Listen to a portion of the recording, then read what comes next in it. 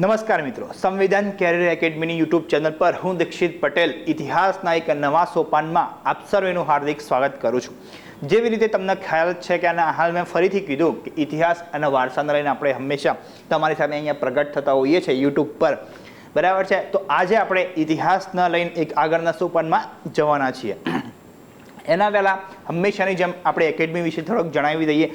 જે લોકો નવા વ્યુઅર્સ છે એમના માટે અહીંયા કહેવામાં આવે છે કે ભાઈ સંવિધાન કેરિયર એકેડમી એક પાયોનિયર ઇન્સ્ટિટ્યૂટ છે કે જે જીપીએસસી, યુપીએસસી અને હવે તો આપણે ક્લાસ 3માં પણ માર્ગદર્શન આપવાનું શરૂ કરેલું છે, જેમાં ડૉક્ટર વિકલ્પ કોટવાલ સર દ્વારા એક સચોટ માર્ગદર્શન, એમની ટીમ દ્વારા એક સપોર્ટ તમને હંમેશા મળી રહેશે કે જે અહીંયા ઓથેન્ટિક માર્ગદર્શન આપવામાં આવે છે। આ સિવાય અમારા જે પ્રકાશનો છે, પબ્લિકેશન છે, એ પણ પોતાની એક બેન્ચમાર્ક સેટ કરીને બેઠા છે।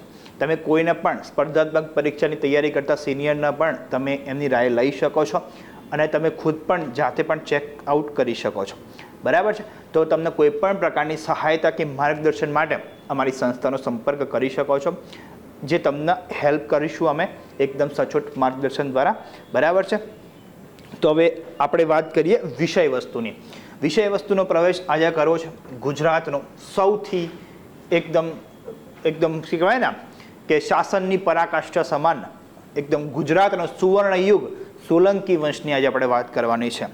સોલંકી વંશ વિશે આપણે જ્યારે ચર્ચા કરતા હોઈએ મિત્રો, ત્યારે હું પહેલાં જ ડિસ્ક્લેમર આપી દઉં, ખૂબ જ લાંબી ચર્ચા થાય, જ્યારે ઓફલાઈન લેક્ચર્સમાં બહુ જ ડેપ્થમાં આપણે એની ચર્ચા કરતા હોઈએ છીએ, બરાબર છે। અને નો ડાઉટ પરીક્ષામાં પણ એટલું જ ડેપ્થમાં અથવા ઇન્ટેન્સિવલી પૂછાય છે। આવનારી સીસી અને પોલીસની પરીક્ષાઓમાં કે ભાઈ જીપીએસસીની, એસટીઆઈની પરીક્ષા હોય, એ બધા જ માટે સૌથી અગત્યનો રાજવંશ કોઈ હોય ગુજરાતના ઇતિહાસમાં તો એ સોલંકી વંશ છે। સોલંકી વંશના સુવર્ણ યુગ કહેવામાં આવે છે ગુજરાતનો, બરાબર છે, કેમ કે એના અલગ અલગ એસ્પેક્ટ્સ છે। એના જે રાજવંશ હોય, બધા રાજાઓ હોય, એ પણ એકદમ અફલાતુન કહેવાય ને કે એકદમ જબરજસ્ત પરાક્રમી રાજાઓ આવે, અને એમના જે સ્થાપત્યો, એમના સાહિત્યો બધું જ ટોપનો જ હોય, અને ઓબ્વિયસ છે કે ભાઈ આવું હોય તો જ એને સુવર્ણ યુગ કહેવામાં આવ્યો હોય। એટલે આના વિશે ચર્ચા કરવા માટે બહુ બધું છે, એક રાજા વિશે બહુ બધી જ ઇન્ફોર્મેશન છે, અને આપણે જે ક્વિક લેક્ચર શ્રેણીનું જે ફોર્મેટ અપનાવ્યું છે એમાં તો ભાઈ આ બધી ચર્ચા કરવા માટે બહુ ટાઈમ લાગી જાય, બરાબર છે, જે આપણા ફોર્મેટમાં કદાચ ફિટ ના બેસે, એટલા જ માટે આપણે સ્લાઇડમાં બધું ઓલરેડી લખી રાખીએ છીએ। ઘણાને એવું બી લાગતું હોય કે ભાઈ સાહેબ કેમ બધું લખીને આવે છે, તો આ બધું હું લખવા જાઉં, બધા રાઉન્ડ સર્કલ કરી કરીને તમને સમજાવું, તો એ પછી ઓફલાઈન લેક્ચર્સ કે પછી એમાં કોઈ ફરક રહે નહીં, બરાબર છે। અહીંયાનો પર્પઝ જ મિત્રો એવો છે કે હું થોડાક જ સમયમાં તમને અગત્યના ટોપિક વિશે જાણ કરું, અથવા તો અગત્યની માહિતી તમને ડાયરેક્ટ સ્પૂન ફીડ કરાવી દઉં। મહેનત તો તમારે જાતે જ કરવાની છે, અને ડેપ્થમાં ચર્ચા કરવા માટે તમે લોકો અહીંયા આવતા જ હોવો છો ઓફલાઈનમાં અને ઓનલાઈન ક્લાસીસ બાબતે। ઓનલાઈનમાં તો આપણે વ્યવસ્થિત ઇન ડેપ્થ ભણતા જોઈએ છીએ, એમાં કોઈ સમયની પાબંદી હોતી નથી। તો હવે શરૂઆત કરીએ સોલંકી વંશની, બરાબર છે। આપણને મોઢેરાનું સન ટેમ્પલ દેખાય છે બેકગ્રાઉન્ડમાં, અહીંયા દેખાય છે એક રાજા છે। હવે તમે આગળ જતાં નક્કી કરશો કે ભાઈ આ કયા રાજા છે, સિદ્ધરાજ જયસિંહ છે કે ભીમદેવ સોલંકી પ્રથમ છે। એમના ઓરા પરથી તો તમને લાગતું જ હશે કે ભાઈ સિદ્ધરાજ જયસિંહ છે, તો હા એ જ છે। હવે એમના કોઈ ફોટા તો હતા નહીં, એમનું જે ડિસ્ક્રિપ્શન આપ્યું છે એના પરથી ઇન્ટરનેટ પર જે ફોટોઝ અવેલેબલ છે એમાંથી જ અહીંયા લીધેલો છે। અહીંયા એમનું સિમ્બોલ છે, જોઈ શકો છો, પાટણના પાતશાહ, પાટણરા પાતશાહ સોલંકી શરણાયામ સાધારમ ચાલુ કરાવ। દરેક રાજાના એક સિમ્બોલ્સ હતા, જેના સ્ટેમ્પ્સ હતા અને ધજાઓ હતી, બરાબર છે, ધ્વજ હતા, જે આજે પણ અલગ આપણા રાજ્યો છે, આપણું પણ એક સિમ્બોલ છે ને, સત્યમેવ જયતે મુંડકો ઉપનિષદમાંથી લીધેલું, અને આપણું પણ નેશનલ ફ્લેગ છે, એમ પહેલાં પણ હતા ઇતિહાસમાં તો હોય છે, બરાબર છે। જો કે આમાંથી કંઈ પૂછાતું નથી હોતું, પણ આપણને ખબર પડે, એમ આપણને ઇન્ટરેસ્ટ જાગે। ઇતિહાસમાં ઇન્ટરેસ્ટ ત્યારે જ જાગે કે તમે ઇતિહાસને જોઈ જાણો છો, જીવી જાણો, બરાબર છે। તો ઇતિહાસની મજાની વાત એ છે। તો આપણે આગળ વન બાય વન બધું ભણવાનું શરૂ કરીએ। આમ તો પેલા ડાયાગ્રામ ને બધું બતાવતા હોય છે, પણ આપણે એક એક રાજા વ્યવસ્થિત ભણીએ અને પછી ડાયાગ્રામ જોઈશું, બરાબર છે। તો સોલંકી વંશનું જે શાસન છે 942, બરાબર છે, ઈસવીસન 942થી શરૂઆત થાય છે। ગયા લેક્ચર્સમાં ચાવડા વંશના લેક્ચર્સમાં આપણે જોયું હતું કે સામંતસિંહ કે જે ચાવડા વંશના છેલ્લા રાજા હોય છે, એમને ખતમ કરીને એમનો ભાણેજ જ મૂળરાજ જેનું નામ હોય છે, જે સોલંકી વંશનો હોય છે, બરાબર છે, એ ગાદી પર આવે છે, પાટણની ગાદી પર આવે છે અને સોલંકી વંશની શરૂઆત થાય છે. જે સાહિત્ય છે કે જે ડોક્યુમેન્ટેશન છે, હવે સીધી વસ્તુ છે કે ભાઈ કોઈ પણ રાજવંશ આટલો મહાન થાય એના વિશે બહુ બધી વસ્તુઓ લખાવાની જ છે અને ઘણા બધા મિથકો પણ એમની સાથે ચોંટી જ જવાના છે. એમાં કંઈ જ નથી. તમે ગુપ્ત વંશ જોઈ લો કે પછી મૌર્ય વંશ જોઈ લો, ઘણી બધી કહાનીઓ એમની સાથે લોકવાયકાઓ ચાલતી રહે છે. મિથકો પણ એમાં ઘણા બધા હોય છે. પણ આપણે એમાં જે યાદ રાખવાનું થતું હોય એટલું જોઈ લઈએ કે જે આપણા માટે અગત્યનું જે સંદર્ભ ગ્રંથોમાં આપેલું હોય છે જોઈ લઈએ. તો એમાં ચલુક અથવા ચુલુક નામથી એમનું નામ આવ્યું હશે એવું કહેવામાં આવે છે. સોલંકી છે, બરાબર છે, મૂળ રાજપૂત જ હતા અને જેનો મતલબ થાય છે ખોબો અથવા કમંડલ, બરાબર છે, એનો શાબ્દિક અર્થ એવો થાય છે. તો આપણે જે ચાલુક્ય વંશ તમે ભણ્યા હતા ને, આપણે ચર્ચા કરી હતી, તો એનું જે એક અપભ્રંશ નામ છે સોલંકી, એમાંથી જ છે. ચાલુક્ય પરથી સોલંકી આ લોકો છે, રાજપૂત જ છે બેઝિકલી, બરાબર છે. હવે મૂળ વશિષ્ઠ ઋષિના અર્બુદા પર્વતના અગ્નિકુંડમાંથી ઉત્પન્ન થયેલા હોવાનું મનાય છે. પરમાણ, પ્રતિહાર, ચાહમાન અને ચાલુક્ય આ 4 ઉત્પન્ન થાય છે. એમાંથી બરાબર છે આ સોલંકી એક હતા. હવે આ બધી કેવી છે કહાનીઓ છે, મિથક છે, બરાબર છે. એક સમય યાદ ના રાખો તો પણ ચાલશે, પણ એક વિષય પ્રવેશ માટે મારે તમને કહેવું જરૂરી છે. અને લોકવાયકાઓ, મિથકો તમે જોડાઈ જાય, બરાબર છે. તો એ ઇન્ડિયામાં, ગુજરાતમાં એટલું તો મિસ્ટિસિઝમ છે જ, બરાબર, કે કોઈ પણ મહાન રાજવંશ થાય તો એની સાથે બધા ટાઇટલ્સ બધું કહાનીઓ ચોંટી જાય, બરાબર. ચલો, હવે આના હાલ જ કીધું કે ગુજરાતનો સુવર્ણાકાર કહેવામાં આવે છે, બરાબર છે. અહીંયા મેં લખ્યું પણ છે ગોલ્ડન એરા, બરાબર, એકદમ ગોલ્ડન એરા. શાસક હતો મૂળરાજ સોલંકી, બરાબર છે. અને હાલ જ આપણે વાત કરી કે મામા સામંતસિંહ ચાવડા, કે જે ચાવડા વંશના શાસક હતા, એમની હત્યા કરીને સોલંકી વંશની સ્થાપના પાટણમાં કરે છે. એટલે પહેલો આપણે રાજા ભણવાનો થાય કોણ? તો કે મૂળરાજ સોલંકી. હવે અહીંયા મૂળરાજ પહેલો લખ્યો છે, એનો મતલબ એ કે આ વંશમાં બીજો મૂળરાજ પણ આવવાનો જ છે, બરાબર છે. પણ આ જ અગત્યનો છે, મૂળરાજ પ્રથમ, બરાબર છે. 942માં ગાદી સંભાળે છે. એના પાછળ પણ સ્ટોરી છે, એના નામ પાછળ, કે ભાઈ મૂળ નક્ષત્રમાં એનો જન્મ થયો હોવાથી એનું નામ મૂળરાજ રાખવામાં આવે છે. એના હાલ આ તો ફરીથી વાર આવી ગઈ, બરાબર છે. એના મામાની હત્યા કરીને ગાદી પર આવે છે. પોતાની જાતને ગુર્જર પણ કહેતો, ગુર્જર તરીકે ઓળખાતો. આ સિવાય એને ટાઇટલ્સ કયા કેરી કર્યા હતા? પરમ ભટ્ટારક, મહારાજા ધીરાજ, પરમ માહેશ્વર જેવી ઉપાધિઓ અથવા તો કે ટાઇટલ એને ધારણ કરેલા હતા. મૂળરાજ પહેલાએ શ્રી સ્થળ સિદ્ધપુર ખાતે સરસ્વતીના નદીના કિનારે અગ્નિ પ્રવેશ કરેલો હતો, બરાબર છે. એને મતલબ ઘણીવાર એવું થાય કે ભાઈ રાજાઓ પોતે પોતાના મૃત્યુનું પેલું કરતા. હવે આ તો પછી કોન્ટ્રોવર્સી થઈ જાય, બરાબર છે. અહીંયા અત્યારે તો રાઇટ ટુ ડેથ એ અત્યારે શું કહેવાય કે ચર્ચાનો વિષય છે. એના પર બહુ બધી શું થઈ જાય છે તો કે કોન્ટ્રોવર્સી થઈ જાય છે કે ભાઈ આના રાઇટ ટુ ડેથ આપવું ના આપવું. કોઈ પણ વ્યક્તિને પોતાનું ડેથ સિલેક્ટ કરવાનો અધિકાર છે કે નહીં. વેસ્ટર્ન કન્ટ્રીઝ અને થર્ડ વર્લ્ડ કન્ટ્રીઝ વચ્ચે આ હંમેશા ટસલ ચાલતી હોય છે. વોટ એવર, આપણે જવા દઈએ. તો આ રાજાએ એવું કરેલું છે. મૂળરાજ પહેલાએ સિદ્ધપુરમાં રુદ્ર મહાલય બનાવવાની શરૂઆત કરેલી છે, બરાબર છે. એમને આગળ જતા સિદ્ધરાજ જયસિંહ એને કમ્પ્લીટ કરશે, બરાબર. ગામે મૂળેશ્વર મંદિર, અણહિલવડમાં સોમેશ્વર, ત્રિપુરુષનો પ્રાસાદ એટલે મહેલ, બરાબર છે. મૂળરાજ વસાહિકા ચૈત્ય તથા મુંજલ દેવ સ્વામીના પ્રાસાદ જેવા સ્થાપત્યનું નિર્માણ કરાવે છે. પણ આપણે એક જ યાદ રાખવાનું છે, જે મેં અહીંયા ટાઇટલ મતલબ અલગ રંગમાં લખ્યું છે, સિદ્ધપુરનો રુદ્ર મહાલય, બરાબર છે. એ અગત્યનું સ્થાપત્ય છે કે જે મૂળરાજ સાથે જોડાયેલું છે. હવે મૂળરાજ વિશે બીજી વસ્તુ કે મૂળરાજ એક સારા એવા સમય માટે શાસન કરે છે. તમે અહીંયા જોઈ શકો છો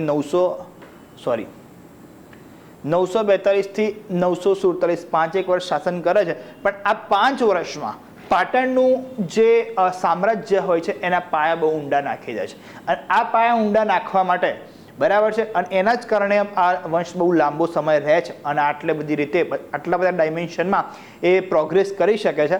એના પાછળ મૂળરાજનું પ્રધાનમંડળ પણ એક અગત્યનો રોલ ભજવતું હોય છે. એના મહામંત્રીનું નામ હોય છે જંબક, મુખ્ય પ્રધાન જેનું નામ હોય છે જેહુલ, બરાબર છે, જે ખેરાલુના રાણો પણ હોય છે, કહેવાય છે. રાજપુરોહિત હોય છે સોમ શર્મા, પંડિત સોમ શર્મા, તમે સાંભળ્યું હોય તો નામ બહુ જબરજસ્ત હોય છે. એમનું પણ ઇતિહાસ ઘણું બધું મળી આવે છે આપણને. એમના યુવરાજ હોય છે, જે રાજાના પુત્ર સાહેબ હોય છે, એ કોણ હોય છે? ચામુંડરાજ. મંત્રી હોય છે વીર મહત્તમ, અને મહાસંધિ વિગ્રહક હોય છે શ્રીજય. બરાબર છે. તો આ જે અગત્યના કેરેક્ટર્સ છે એમની પણ કહાનીઓ છે, એમના પણ ઐતિહાસિક તથ્યો આપણને મળી આવે છે. એ પણ પોતાના કામમાં એકદમ એક્સપર્ટ હોય છે. એટલા જ માટે આ એનું પ્રધાનમંડળ એટલું સક્ષમ હોય છે. પેલું કહેવાય ને, બ્યુરોક્રેસી એટલે સ્ટ્રોંગ હોય પછી એટલે ડેમોક્રેસી બહુ લાંબો સમય સુધી ચાલે. બરાબર છે. બ્યુરોક્રેસી સ્ટ્રોંગ હોય એટલે ડિક્ટેટરશિપ જલ્દી આવે નહીં. પણ આ તો અહીંયા રાજાશાહીની વાત થઈ રહી છે. વોટ એવર, પણ બ્યુરોક્રેસી એકદમ સ્ટ્રોંગ હોવી જોઈએ. તો અહીંયા હતી, સોલંકી વંશમાં હતી. તમે જેટલા પણ મહાન શાસકો જોશો ને મિત્રો, એમાં તમને બ્યુરોક્રેસી એકદમ સ્ટ્રોંગ જોવા મળશે. રાજા તો મહાન હશે જ, પણ સાથે સાથે એનું મંત્રીમંડળ પણ એટલું જ કહેવાય ને કે એટલું સક્ષમ હશે કે આખા જે રાજ્યનો જે ભાર સંવહન કરી શકે છે. ચલો, ત્યારબાદ આવે છે ચામુંડરાજ સોલંકી. બરાબર છે. હવે થોડોક ફેમિલીમાં ઇસ્યુ થઈ જાય છે, એટલે કે એમની બહેન હોય છે વાચીણી દેવી. ઘણી જગ્યાએ ચાચીણી દેવી તરીકે પણ એમનો ઉલ્લેખ જોવા મળે છે. હવે એ ચામુંડરાજના ઇનકોમ્પિટિશન મતલબ ઇનકોમ્પિટન્ટ માને શું કહે છે, એના હટાઈ દે છે કે ભાઈ આ યોગ્ય નથી. તો અને એના હટાઈને એમના મોટા પુત્ર શું નામ, જેનું નામ હોય છે વલ્લભરાજના ગાદી પર બેસાડે છે. હવે આ તો ઇન્સલ્ટ કહેવાય. પોતાની જ બહેન પોતાના ભાઈને હટાઈ દે છે અને એના જ પુત્રને શું કરે છે, ગાદી પર બેસાડી દે છે. તો આ ઇન્સલ્ટમાં જે ચામુંડરાજ હોય છે એ કાશી હવે કંટાળે છે કે ભાઈ હું હવે કાશી જતો રહું. તો એ કાશી તરફ નીકળે છે. પણ નીકળે તો છે, પણ વચ્ચે માલવ નામનો પ્રદેશ હોય છે. તો માલવરાજ સિપુરાજ એક રાજા હોય છે, એ એને લૂંટી લે છે. હવે એક દેશના એક્સ પ્રાઇમ મિનિસ્ટર અથવા એક્સ રાજાને બરાબર બીજા દેશનો રાજા લૂંટી લે છે. તો ભાઈ હવે આ તો ઇન્સલ્ટ થઈ ગઈ. તો એનો બદલો લેવા એનો પુત્ર હોય છે વલ્લભરાજ, એ માલવરાજ ઉપર અટેક કરે છે. પણ આ દરમિયાન વલ્લભરાજનું પણ મૃત્યુ થઈ જાય છે. તો આ ડબલ ઇન્સલ્ટ થઈ ગઈ, રાઈટ. તો આથી ચામુંડરાજે એનો બીજો પુત્ર હોય છે જેનું નામ હોય છે દુર્લભરાજ, એના રાજગાદીએ બેસાડે છે. અને પોતે બહુ ડબલ ઇન્સલ્ટ થઈ ગઈ એટલે મતલબ આ તો મજાકની વાત છે, પણ વોટ એવર. નર્મદા કિનારે શુક્લ તીર્થ, જે આપણને ખબર છે ભરૂચની આસપાસ છે, ત્યાં શુક્લ તીર્થ જઈને આપણને અનશન દ્વારા દેહત્યાગ કરે છે. તો આ થઈ ગઈ ચામુંડરાજની કહાણી. હવે વલ્લભરાજની ગાદી, આપણે વલ્લભરાજ વચ્ચે આવ્યો ને થોડા સમય માટે ગાદી પર, એની ચર્ચા કરીએ. તો એને માત્ર બહુ ઓછા સમય, જેવી રીતે આપણને ખ્યાલ છે કે ભાઈ 6 મહિના જ રાજ્ય સંભાળે છે. 1010 ઈસવીસનની વાત છે. બરાબર છે. હાલ જ આપણે વાત કરીએ કે પોતાના પિતા ચામુંડરાજનો બદલો લેવા માટે નીકળે છે, પણ વચ્ચે એ યુદ્ધમાં મૃત્યુ નથી પામતો, પણ શીતળાના રોગથી મૃત્યુ પામે છે. અને 2 થી 3 વાર પૂછાઈ ગયેલો પ્રશ્ન છે. આટલું નોમિનલ ફેક્ટ મિત્રો, 2 થી 3 વાર પૂછાઈ ગયું છે કે કયો શાસકનું મૃત્યુ અથવા તો કયા શાસકનું મૃત્યુ શીતળાના રોગથી થાય છે. તો સોલંકી વંશનો એક રાજા છે વલ્લભરાજ. બરાબર છે. ત્યારબાદ આપણને ખબર છે કે ભાઈ શીતળાની રસી એડવર્ડ જેનર નામના વૈજ્ઞાનિકે શોધી. પણ ઠીક છે, અહીંયા વલ્લભરાજ શીતળાના રોગથી મૃત્યુ પામે છે એના પિતાના અપમાનનો બદલો લેવા જતા. ત્યારબાદ આવે છે દુર્લભરાજ. દુર્લભરાજ પરાક્રમી હોય છે અને એ પોતાના પિતાનો બદલો પણ લે છે અને 12 વર્ષનું શાસન કરે છે. બરાબર છે. 1010 થી 1022. અને એમાં સોલંકી સામ્રાજ્યને છેક લાટ પ્રદેશ સુધી ફેલાવી. હવે લાટ પ્રદેશ એટલે દક્ષિણનો ભાગ. ગુજરાતનો અત્યારે આપણે જે દક્ષિણનો ભાગ કહીએ છીએ એના પ્રાચીન આપણે વાત કરી હતી ને કયા પ્રદેશના પ્રાચીન નામ કયા છે, તો તમે એ લેક્ચર્સ ના જોયું તો જોઈ લેજો. એ લાટ પ્રદેશ સુધી દુર્લભરાજ લઈ જાય છે. આ સિવાય પાટણમાં દુર્લભ સરોવર બંધાવે છે. બરાબર છે. અને આ જ દુર્લભ સરોવર આગળ જતા સિદ્ધરાજ જયસિંહના સમયમાં સહસ્ત્રલિંગ સરોવર તરીકે ઓળખાય છે. બરાબર છે. એની યાદમાં મનશંકર પ્રાસાદ બંધાવવામાં આવે છે વલ્લભરાજની યાદમાં. બરાબર છે.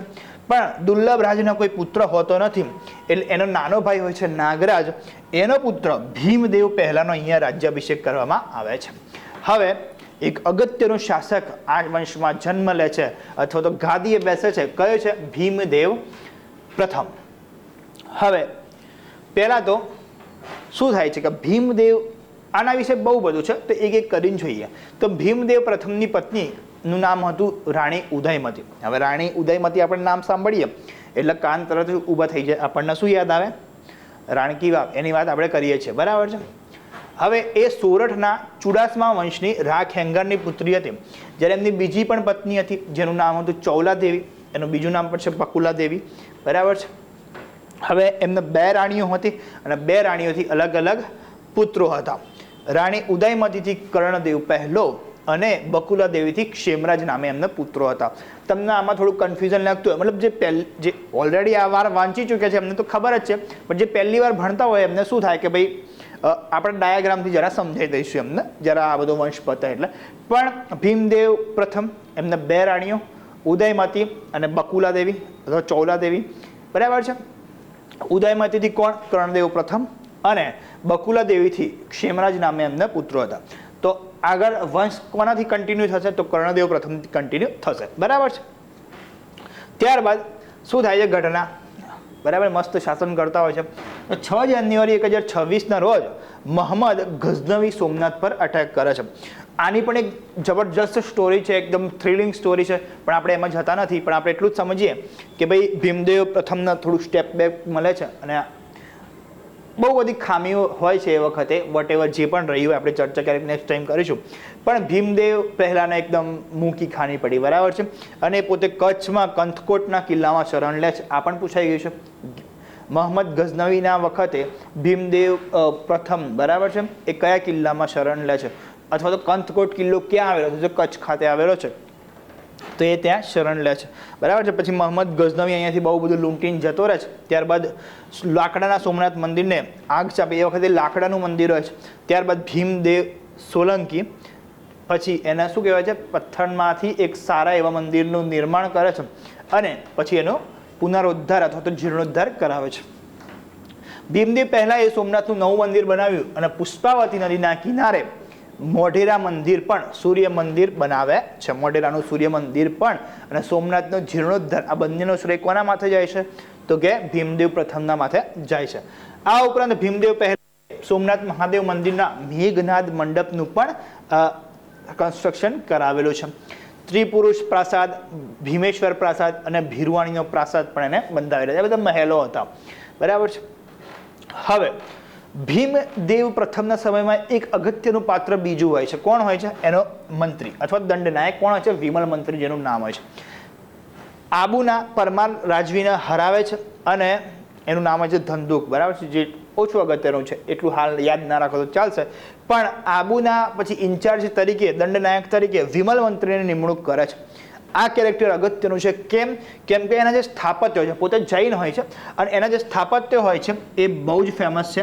જેમ કે વિમલ વસાહી અને કુંભારિયાના દેરા, કુંભારિયાના જૈન દેરાસર, જે વિમલ મંત્રી દ્વારા બનાવવામાં આવેલા છે.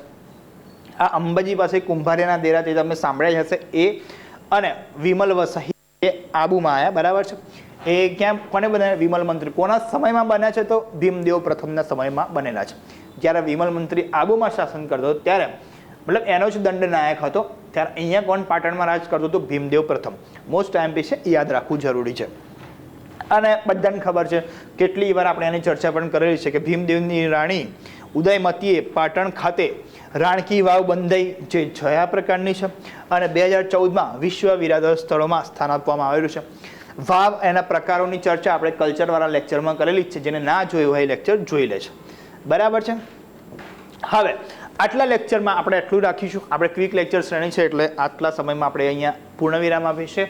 આગળના જે રાજાઓ છે આ રાજવંશના, એની ચર્ચા આપણે નેક્સ્ટ લેક્ચરમાં કરીશું.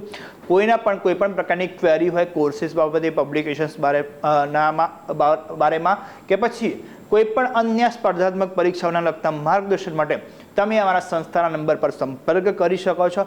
મળીએ નવા લેક્ચર્સમાં. ખૂબ જ ઇન્ટરેસ્ટિંગ રહેશે. જોડાજો આપણા લેક્ચરમાં, તમને મજા આવશે. જય હિન્દ, જય ભારત, જય સંવિધાન.